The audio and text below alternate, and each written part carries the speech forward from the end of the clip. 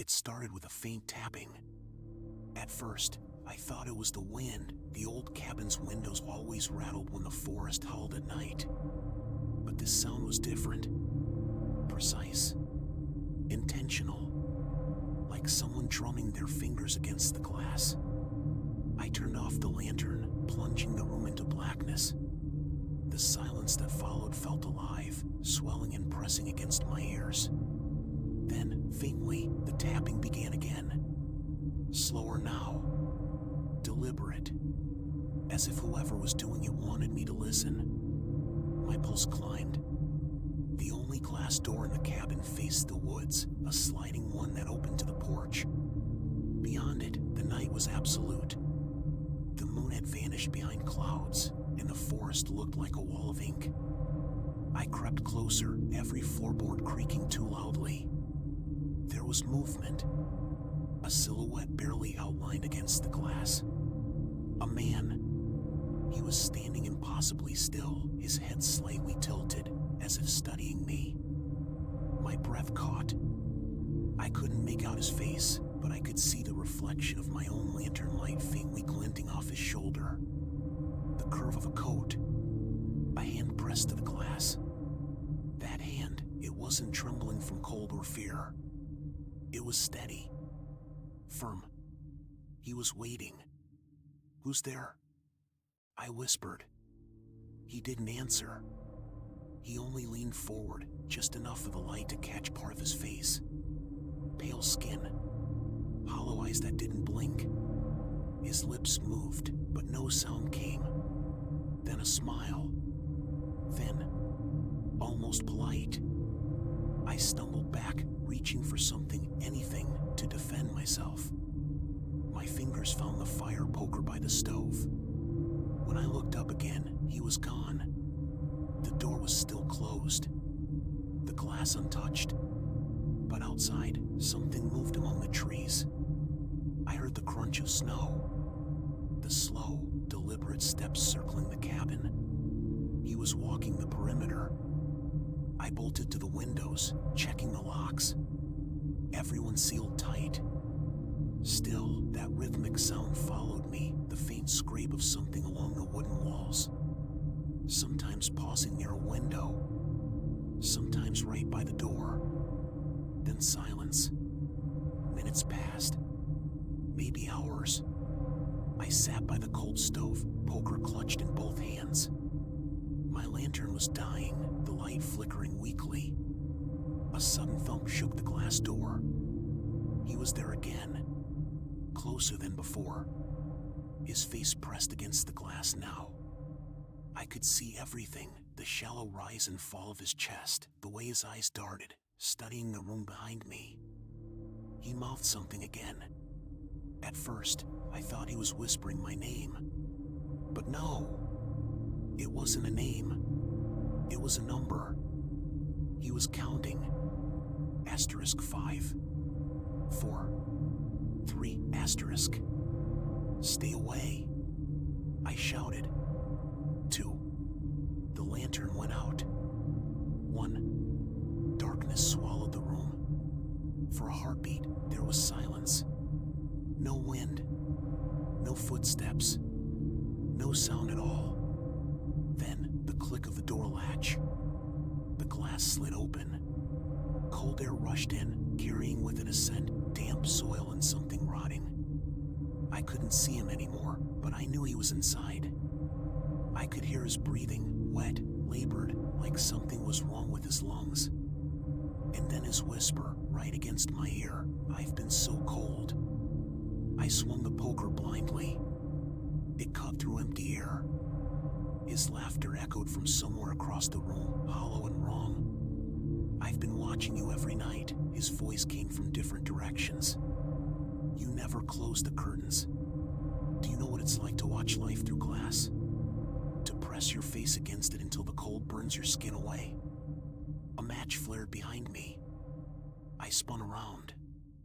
He was there, holding the flame close to his face, and I immediately wished for darkness again. His skin wasn't pale, it was translucent, stretched so thin over his skull that I could see the shadow of bone beneath. His eyes were clouded, white, with tiny cracks spreading through them like frozen ice. When he smiled, his teeth were too long, filed to points. "I used to look like you," he said softly, "before I stayed outside too long. Before the cold got into my bones and wouldn't leave. Now I need warmth. I need it so badly." The match burned down to his fingers. His skin blackened and bubbled, but he didn't flinch. "I'll take your warmth," he continued as the flame died. "All of it. Every last degree. And when I'm done, you'll understand what it means to be cold. Really cold. The kind that never stops." In the darkness, I heard him dragging closer. Something scraped against the floor with each step. I fumbled backward, hands searching desperately. My fingers touched the window frame. I grabbed the bedside lamp and smashed it against the glass. The window shattered. I threw myself through, feeling glass tear into my shoulders. Snow cushioned my fall. I scrambled up and ran. Behind me, I heard him climbing through, slow, methodical. "You'll stop running soon," his voice carried through the trees. "The cold will make you stop. It always does." My feet were already numb. Ice crystals formed on my eyelashes. Each breath burned my lungs. I saw light through the trees. A cabin with warm yellow windows. Salvation. I crashed toward it, pounded on the glass door. "Help. Please." A figure moved inside. The door opened. An old woman stood there, wrapped in a shawl, her face kind. "Oh, my dear, come in. You're freezing." I stumbled inside, sobbing with relief. The warmth hit me like a wall. "Thank you," I gasped. "There's a man, he..."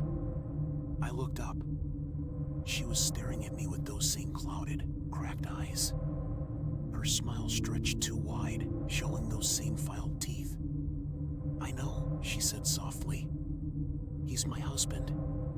We've been waiting for someone new." I turned to run, but he was already there, blocking the exit. "You see," the old woman said, pulling her shawl aside to reveal skin as translucent as his, bones visible beneath like shadows under ice. "We all started like you. Warm. Alive. But we stayed outside too long. And eventually, the cold became us. We need warmth," the man added, stepping closer. "We need to feel alive again, even if it kills the warmth to take it." They moved toward me, and I felt it, the cold radiating from them, so intense it burned. Frost spread across the walls where they passed.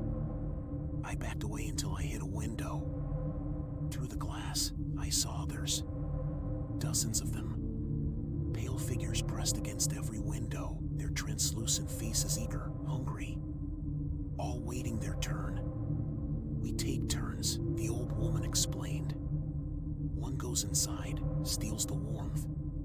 Then the next one gets a turn. We've been doing this since the winter that never ended." They grabbed me. Their hands were like ice clamps, burning and freezing at once. I felt my warmth draining, pouring out of me. My skin began to turn gray, then translucent. I could see my own bones appearing through the thinning flesh. The worst part wasn't the cold. It was the hunger that came with it. The desperate, consuming need to be warm again. They dragged me to the window, pressed my face against it. "Now you watch," the old woman said. "Now you wait your turn." And I do. I stand here in the endless cold, my face against the glass, watching for the next person who'll wander lost through these woods. Waiting for them to let me in. Because I've been so cold. And I'll do anything to be warm again. The tapping starts. My fingers on the glass. Patient. Deliberate. Someone inside hears it. Looks toward the window. Sees my face pressed against the darkness. They look scared. Because I know exactly how this ends. And soon, they will too.